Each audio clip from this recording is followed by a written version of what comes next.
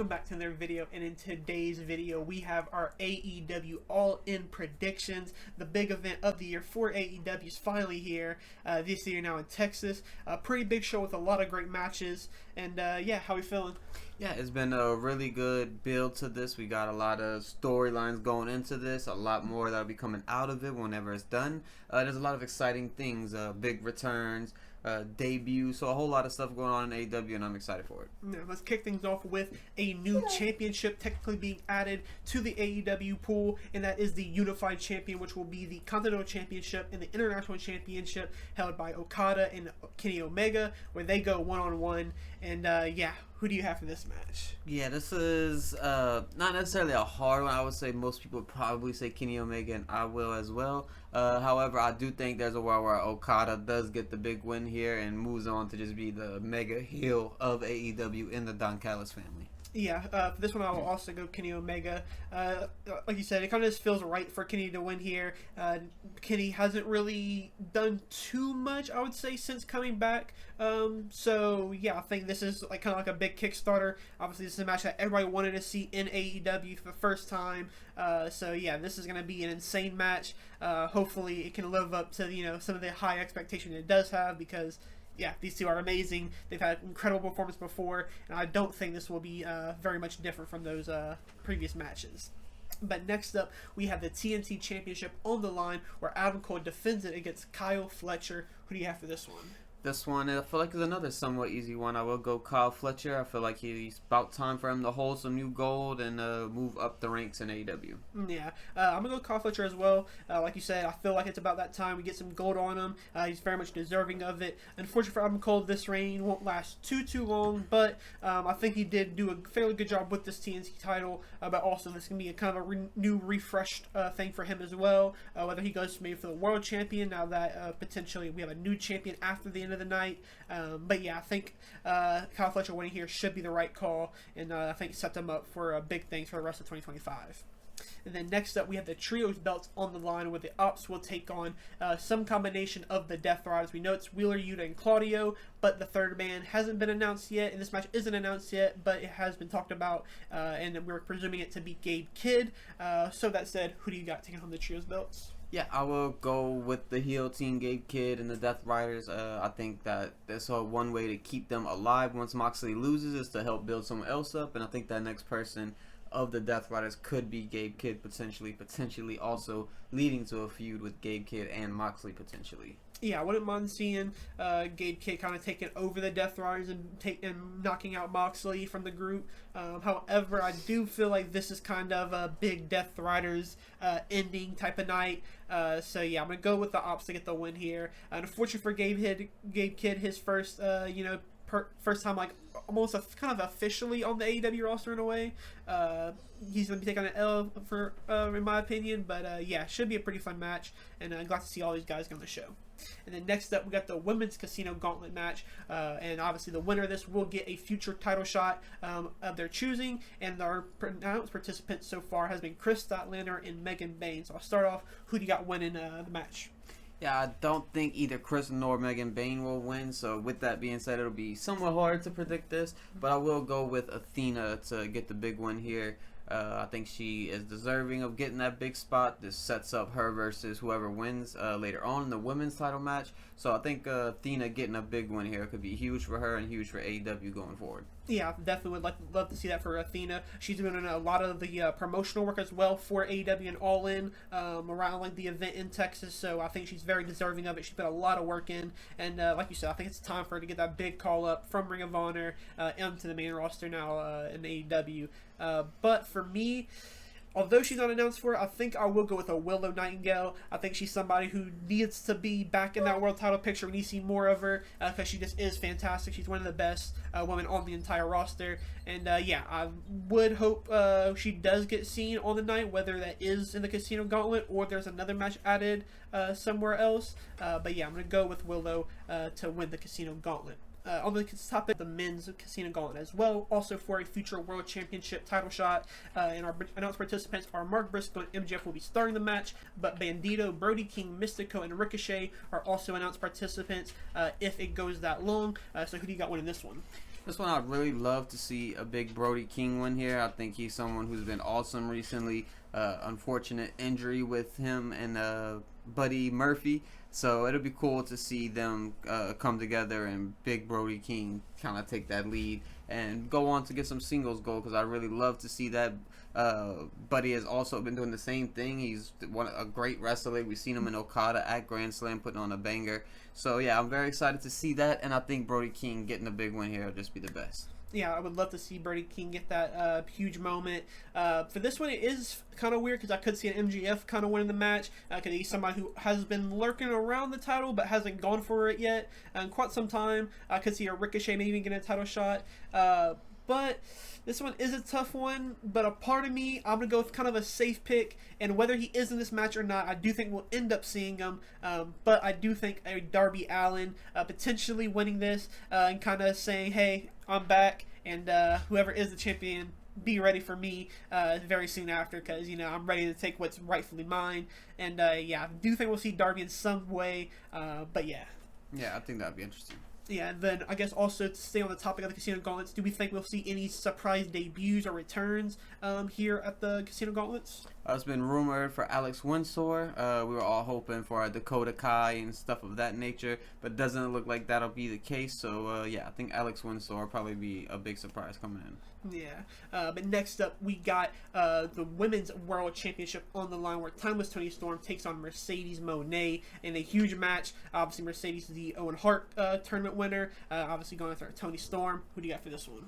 Yeah, this is kind of a hard match to pick here, because you don't necessarily want Mercedes to literally hold all the gold. She has plenty enough already as it is. And then you don't want Toni Storm to beat Mercedes, because she's on a hell of a streak right now and she's doing really good things. However, I will go with Timeless Toni Storm. I feel like there's a lot of just baby faces taking over the big heels, and I feel like we'll continue that stretch here. Yeah, this match I can definitely go either way, but I do think Mercedes Moné gets the win here. I think at this point that she has so many belts, why not just give her the world champion? She's somebody who's willing to defend. I feel like she would be more than willing to defend both titles in the same night if she has to. And yeah, I think she is somebody who, given her the world champion, is obviously something that she will get eventually down the line no matter what. So if she were to lose, I'm not too surprised. But yeah, I'm really excited for this match just because there is, you know, it can go either way. And yeah, it should be a really fun match. And then next up, we have the AEW Tag Team Champions on the line in a triple threat where the Hurt Syndicate will defend it against Jet Speed and the Patriarchy. Who do you have for this one? Yeah, for this one, I will go with the Hurt Syndicate. They've been doing awesome storytelling with MJF, and I don't feel like that story is finished yet, and I don't think that the story will finish without them having gold. So I'd like to see them still be the champions whenever the MJF turn does happen, or whatever happens with that situation. I'd like to see them still be holding gold, still looking strong. And so yeah, I will go with the Hurt Syndicate here. Yeah, part of me can also see a lot of this match going either way for all three teams. I think the Patriarchy do have that chance. There's the rumors about some father and son tag team champions being made, which could be for Christian and Nick Wayne. But I could see, and who my pick will be, is Jet Speed. I think since coming to AEW, they've been phenomenal. They kind of seamlessly got paired up together, and you know, they've been phenomenal with each other, and yeah, I think they got a lot of a bright future in AEW, whether it is in tag team division or in the singles division further down the line. But I do like the pairing of them. It kind of feels almost like a Phyrexium type of group, where it's two guys who really had no real connection to one another, but they got put together one night and they kind of had magic with each other. So let's keep it up, and I think them having the tag team belts going further can put some more, I guess, muscle, into the title scene, or the tag team scene, just because it kind of does need that right now. The Hurt Syndicate hasn't been defended too much, but yeah, hopefully the Jet Speed do get the belts. But next up, we have Swerve Strickland and Will Ospreay teaming up versus the Young Bucks. If Ospreay and Swerve lose, they will not be able to go for the World Championship for one whole year. But if the Bucks were to lose, they lose their EVP titles. But who do you got for this one? Yeah, I think this stipulation is really cool. There's a lot of things going into this, especially with the main event that we'll talk about shortly. But I do think that there is a a good chance that Swerve and Ospreay do lose. That way Swerve has to sit there and watch Hangman be champion. He can't go after him. He can attack him or do whatever of that nature, but he will not be able to face him for that title until next year's All In, which I do think could be the story going into it, as well as Ospreay, because he's someone who should be the world champion by now. He doesn't necessarily need it, of course, because he's Ospreay, but holding that gold and being the face of the company, being their Cody Rhodes of AEW essentially, is I think what they want, and I do think that's the direction they'll go. So I am going with the Young Bucks to take a surprising big win here. Yeah, part of me, this is what I really like about this show. There's a lot of matches that you kind of really don't know the winner. I think it could go either way for this one as well. And I do think you kind of convinced me that I do think the Young Bucks will win as well. I think seeing Swerve, having his, obviously, anger towards Hangman, having to see him be the world champion like you mentioned, and then Ospreay, who wants to be the ace of the company, who can't really do it without that world champion.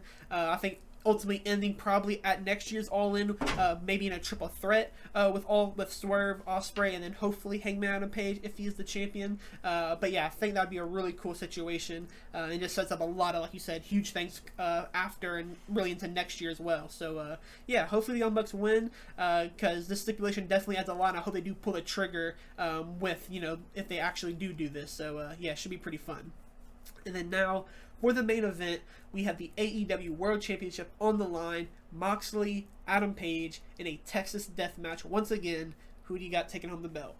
Yeah, I think this is, we talked about it earlier. I do think Hangman Adam Page will become victorious, or will get this. I think this will be a kind of a replication of what we seen at WrestleMania 40 with Cody Rhodes and all the run-ins. We'll see all the heels come out. We'll see all the baby faces come out. It'll be a big scrap. It'll be a bloody match, as all Moxley matches are. But yeah, I think this will be a very good match. This is what I'm very excited for. I want to see Hangman just go all out as the baby face and become the person who we want him to be, as far as just being the big baby face, a secondary to Will Ospreay, of course, but still someone who could take over his spot and be that number one. Yeah, this one is really interesting. Obviously, we get the feeling of what we had at WrestleMania 39, where we thought Cody was going to win there, but Roman wins, and the same thing for Moxley. Or is Hangman going to be the WrestleMania 40 version of Cody Rhodes?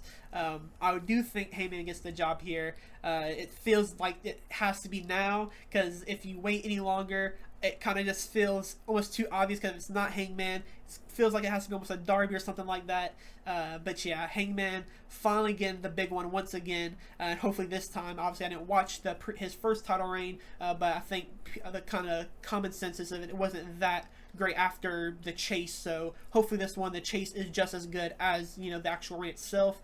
But yeah, this match being Texas Death Match adds so much to it. We can have all the run-ins that we can possibly imagine. I'm sure we'll see a Darby Allin if he isn't in the Casino Gauntlet match potentially.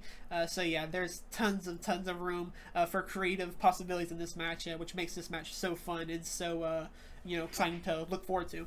Yeah, for sure. But yeah, this is a very exciting card. I'm sure we'll have 3, maybe 4 more matches added to this by the time the night comes around. Yeah, this is one that I am excited for. I do want to see all the new champions come to fold, all the new storylines come to fold. And another interesting thing with Swerve and Ospreay, if they do lose and can't challenge it for a year, is that gives enough time to build up other people who can go for the title. Let Darby get it, maybe Kyle Fletcher. There's a ton of people in the AEW banner who could be world champion, even Takeshita's and people of that nature. So yeah, a very exciting card here. Yeah, AEW has made All In their big staple show now, and I think that's a very good thing to do, because obviously in WWE they have WrestleMania. That's always going to be their big show, so I'm glad they have something to call their big one, and it's rightfully built up as the best show of the year so far. And yeah, can't wait to see what happens on the night. But yeah, let us know your predictions down in the comments below. But yeah, thank you guys for watching. If you made it this far, don't forget to leave a like and subscribe, and we will catch you guys in the next one.